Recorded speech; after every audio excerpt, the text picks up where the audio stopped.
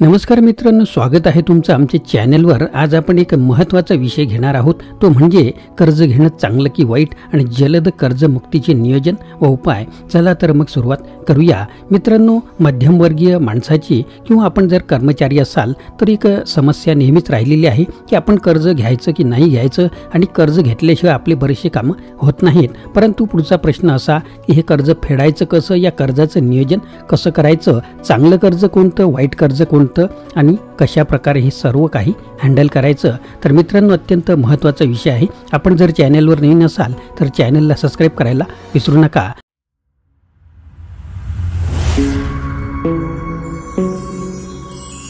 नमस्कार मित्रांनो, माझे नाव आनंद आहे आणि मराठी आनंद यूट्यूब चॅनलमध्ये आपणा सर्वांचे स्वागत आहे।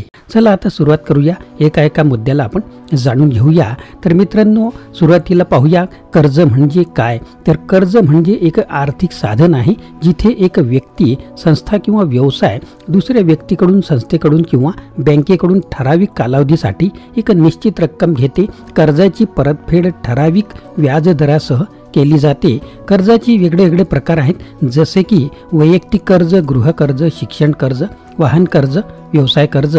यामध्ये कर्जाचे दोन प्रकार आपण समजून घेणार आहोत, ते म्हणजे चांगलं कर्ज कोणतं, वाईट कर्ज कोणतं। चांगलं कर्ज विरुद्ध वाईट कर्ज अशी तुलनात्मक चर्चा आपण करूया। चांगलं कर्ज आणि वाईट कर्ज म्हणजे नेमकं काय?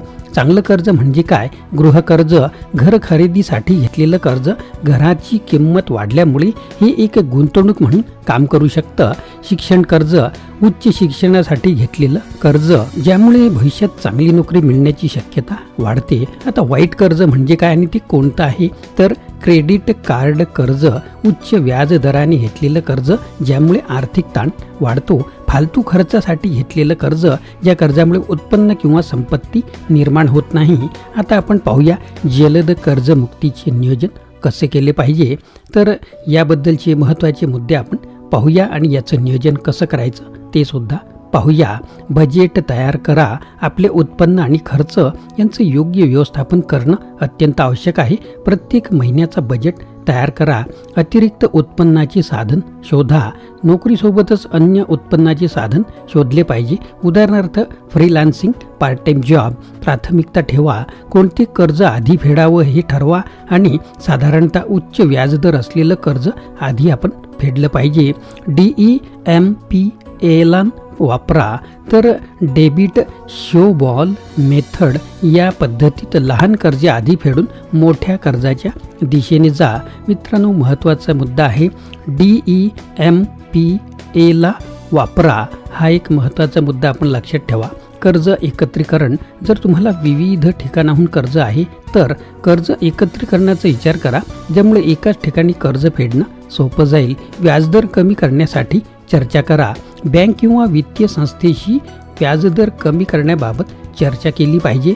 त्यानंतर आता आपण पाहूया की याबद्दल काही तज्ज्ञांची काय मतं आहेत। तर आर्थिक सल्लागार काय म्हणतात? कर्ज घेणं वाईट नाही, परंतु त्याचा योग्य वापर करणं अत्यंत महत्त्वाचं आहे। जर कर्जामुळे तुमचं आर्थिक स्वातंत्र्य वाढतंय तर ते कर्ज चांगलं आहे। त्यानंतर अजून एक वित्तीय उद्योजक काय म्हणतात? तर जलद कर्जमुक्तीसाठी नेहमी एक योजना तयार ठेवा। कर्जाचा भार कमी करण्यासाठी बचत आणि गुंतवणूक या दोन्ही गोष्टीचं योग्य नियोजन केलं पाहिजे। कर्ज घेणं स्वतःमध्ये वाईट नाही, परंतु त्याचा योग्य वापर आणि फेडण्याची योजना असणं अत्यंत महत्त्वाचं आहे। चांगलं कर्ज आपल्याला आर्थिक स्थैर्य देऊ शकतं, तर वाईट कर्ज आर्थिक ताण निर्माण करू शकतं। जलद कर्जमुक्तीसाठी नियोजन, बचत, अतिरिक्त उत्पन्नाचे साधन आणि कर्ज एकत्रीकरण यांचा वापर करा। आपण आजचा आपला जो व्हिडिओ आहे तो इथे संपवणार आहोत। तुमच्याकडे काही प्रश्न असतील तर तुम्ही कमेंट बॉक्समध्ये जरूर कळवा आणि हो, आमच्या चॅनलला सबस्क्राइब करायला विसरू नका। धन्यवाद मित्रांनो, आपल्याला व्हिडिओ आवडल्यास लाईक करा, शेअर करा, सबस्क्राइब करा।